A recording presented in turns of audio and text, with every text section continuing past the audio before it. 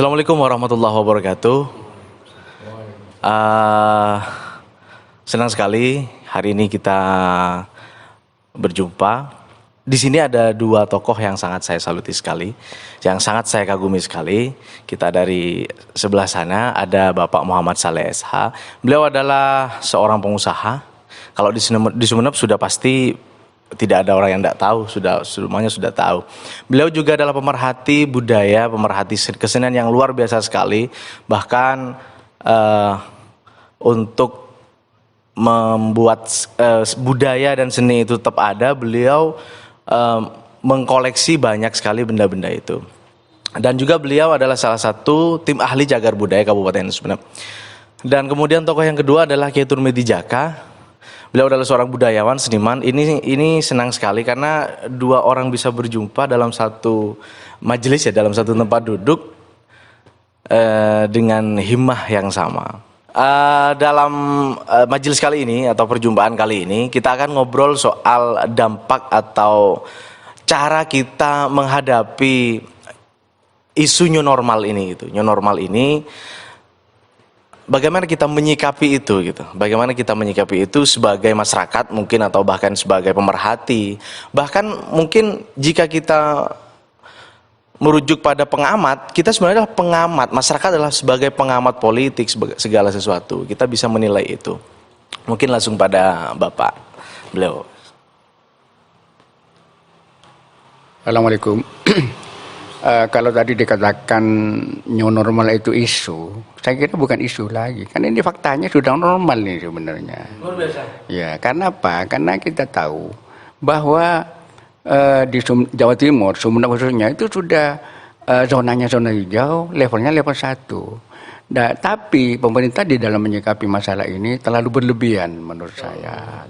Kenapa? Karena pembatasan-pembatasan masih dilakukan oleh pemerintah ini. Sehingga kreativitas seni, budaya dan semacam itu agak terhambat.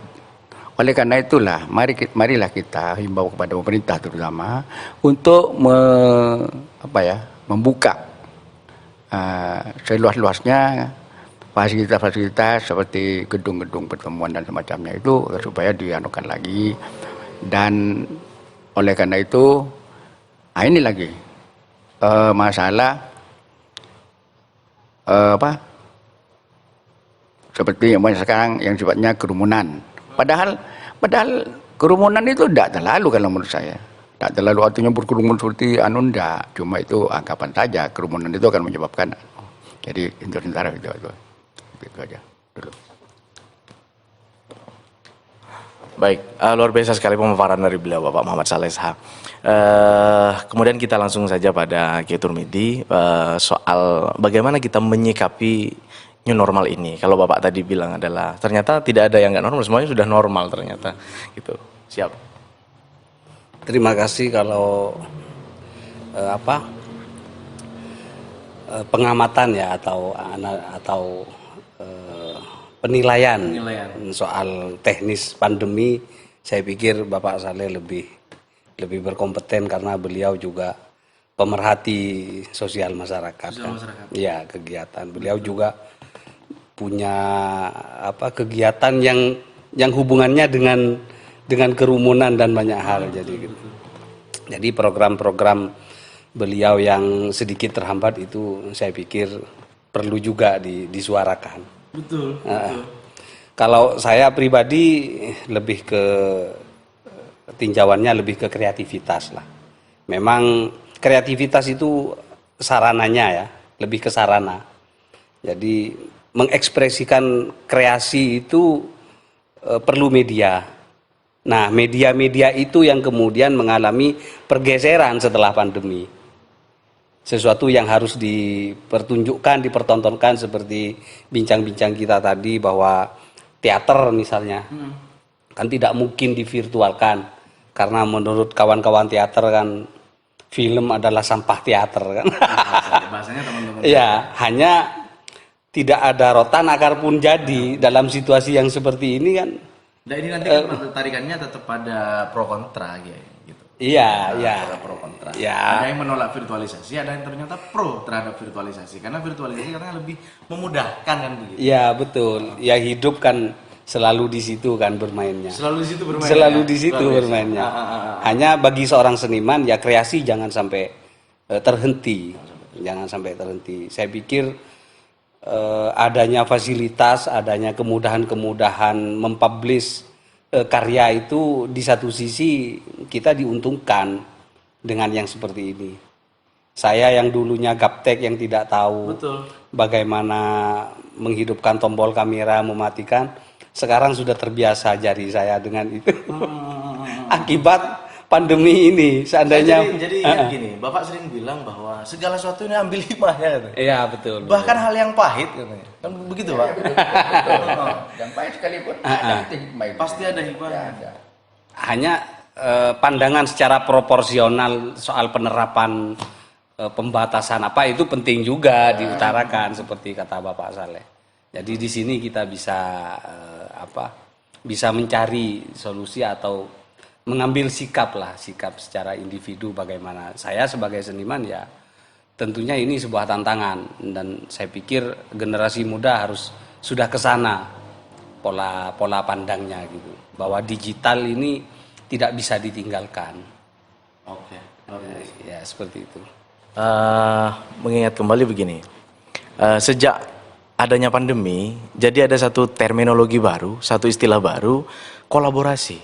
Kolaborasi yang dulu dianggap oleh seniman adalah antara seniman pada seniman, tapi pada akhirnya kolaborasi itu lebih menjangkau lagi antara pengusaha dengan seniman, antara seniman dengan banyak sekali elemen masyarakat gitu. Bahkan masyarakat tiba-tiba menjadi seniman baru gitu. Meskipun TikToker gitu loh. Ini penting sekali.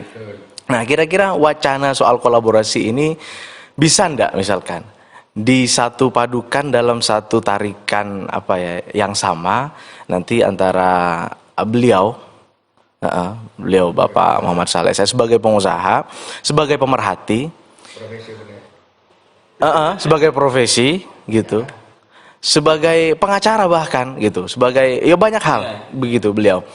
Dengan kita teman-teman seniman ini pada akhirnya kan gitu. Bisa ndak pada akhirnya ada kaitan atau ada planning lah. Ya, terima kasih. Dalam kesempatan ini saya berusaha akan menggelitik para seniman, penyair terutama.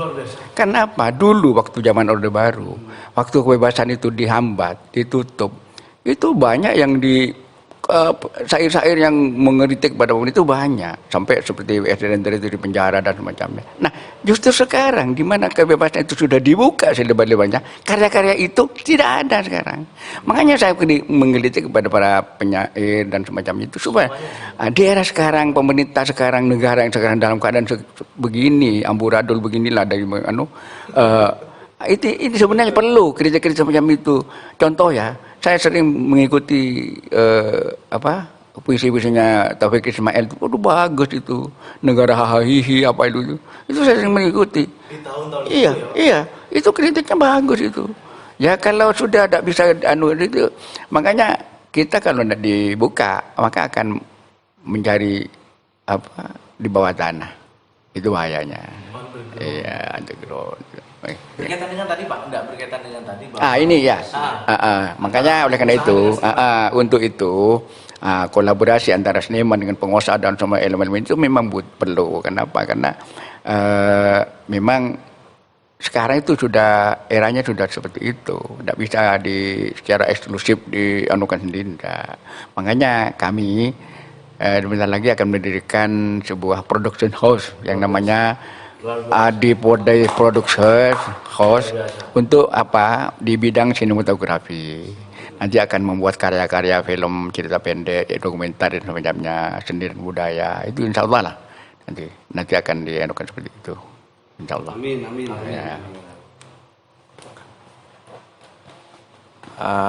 Banyak sekali pemaparan dari tadi soal new normal atau bahkan sebenarnya kan gini, teman-teman seniman merasa eksklusif dengan idenya gitu kan, atau bahkan bisa dikatakan seniman tidak memiliki kemampuan berdagang yang baik misalnya, bahasanya kan gitu ya kan gitu. Nah maka penting sekali sebenarnya ada persilangan kemampuan itu kayak pada akhirnya. Jadi ada kemampuan memproduksi imajinasi, ada juga kemampuan entrepreneur. Entrepreneur itu sangat penting sekali. Termasuk mungkin kaitannya nanti kolaborasi antum dengan Bapak display batik. Display batik. Jadi kawan-kawan nanti bisa ngikuti terus gitu soal bagaimana planning display batik. Gimana, Pak? Nanti insya Allah akan dibuka juga sentra batik Madura, seperti Madura Pamekasan, Madura Batik Madura, terus Tanjung Bumi, Kandangan, dan ada lagi yang penting sekarang tidak ada nih, batik kontemporer. Nah itu kontemporer. Nanti akan ada displaynya di sini, ada displaynya juga akan ada nanti camilan-camilan itu oleh-oleh khas Sumeneb. Dan yang paling penting nanti mungkin bahan-bahan. Itu bahan-bahannya nanti kita sediakan nanti ya kan. Ini sudah sekarang ini kan sudah waktunya sebenarnya sudah waktunya. Ya. Luar biasa sekali. Terima kasih banyak pemaparan dari tokoh-tokoh sebelah saya ini. Kita akan berlanjut di obrolan, diskusi santai, diskusi enak di lain kesempatan. Jadi ini sebagai pembuka, nanti mungkin teman-teman akan terus menyaksikan atau mungkin mengikuti ini. Terima kasih banyak. Wassalamualaikum warahmatullahi wabarakatuh.